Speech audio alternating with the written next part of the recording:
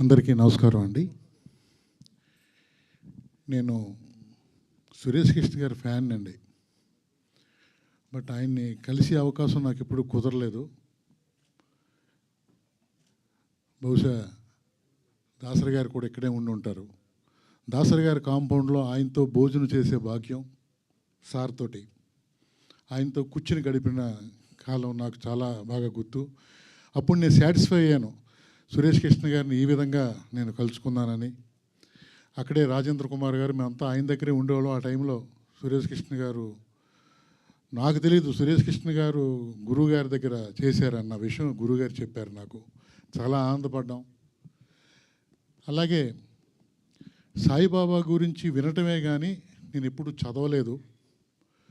అది రాజేంద్ర కుమార్ గారి వల్ల జరిగింది.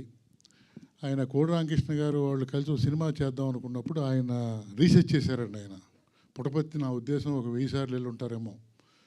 అప్పుడు ఆ బుక్స్ తీసుకురావటం, కొన్ని పుస్తకాలు నేను తీసుకుని నేను చదివిస్తాను సార్ అని చెప్పి తీసుకోవటం, అది చదివిన తర్వాత నేను ఆ మహానుభావుడి యొక్క చేసిన పనులు మహిమలు చూసి నేను ఆయనకి భక్తుడిని అవటం జరిగింది.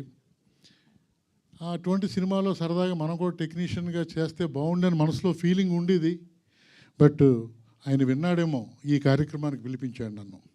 ఇది కూడా నాకు చాలా ఆనందంగా ఉంది. అలాగే ఈ సినిమా ఎంత గొప్పదో రామజోగయ్య గారి పాటలో అర్థమైంది.